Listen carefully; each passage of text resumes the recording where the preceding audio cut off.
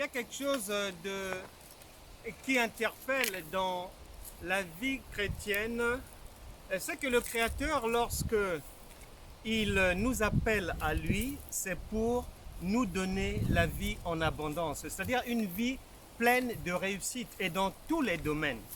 Maintenant, que tu ne sois pas encore chrétien, tu ne sois pas encore né de nouveau, tu peux être prédicatrice, prophétesse, prophète, apôtre, pasteur et autres évangélistes. Il se pourrait que la vie ne marche pas comme elle devrait marcher. Elle ne marche pas comme le Seigneur l'a prévu, c'est-à-dire dans le bon sens, pleine de réussite. Et tu te questionnes peut-être pourquoi ça ne va pas. Écoute, Galates chapitre 4 verset 19, le Saint-Esprit, après avoir observé des chrétiens, après avoir observé des chrétiennes, des croyants, dit qu'ils souffrent encore. Ne crois pas que ça date d'hier, parce que ce qui a été hier, c'est ce qui est aujourd'hui et c'est ce qui sera demain. Il n'y a rien de nouveau sous le soleil. Les problèmes sont les mêmes. Les épreuves sont les mêmes. Tu n'es pas venu trouver des nouveaux problèmes sur Terre, de nouvelles difficultés. Il y a toujours eu des gens avant toi qui sont passés par la maladie, par le chômage, par le divorce, le célibat, par des difficultés multiples, escroqueries, toutes sortes d'arnaques, blessures, trahison, non-pardon et condamnation. Maintenant, le problème est que le Saint-Esprit dit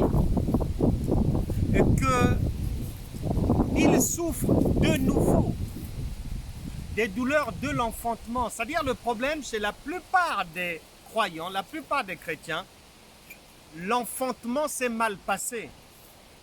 Ça ne marche pas parce que beaucoup de croyants, beaucoup de chrétiens sont nés spirituellement prématurés ou soit avec des malformations parce qu'on a mis la charrue avant les bœufs. Ça ne peut pas marcher.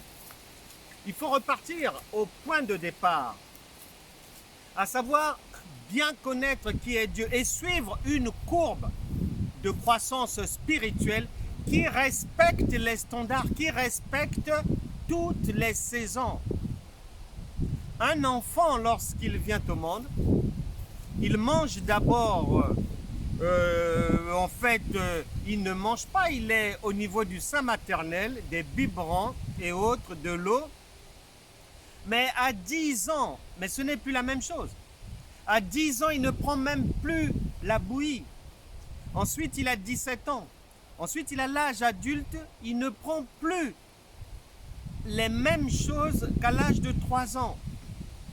Il n'y a que dans la galaxie chrétienne que les gens ont appris des choses et restent dans ces choses-là durant des décennies.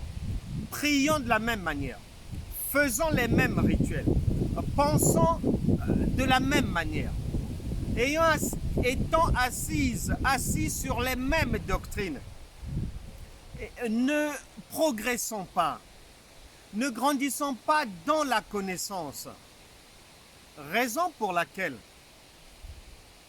beaucoup d'enfants de Dieu, je ne sais pas si c'est ton cas, ont besoin de réellement naître de nouveau.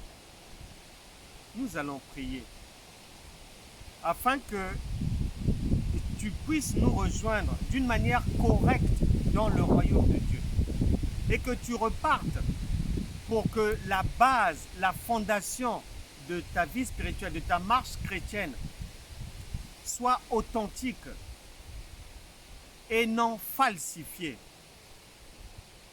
Reprends après moi. Seigneur Jésus-Christ, me voici avec toi. Je t'ouvre mon cœur pour que tu changes ma vie et pour que tu m'utilises comme un instrument pour aider les autres, pour aider ma génération. Que ta main de grâce me remplisse de ton intelligence, de ta connaissance et de ta sagesse, afin que je puisse croître véritablement spirituellement selon ta courbe de croissance prévue. Amen.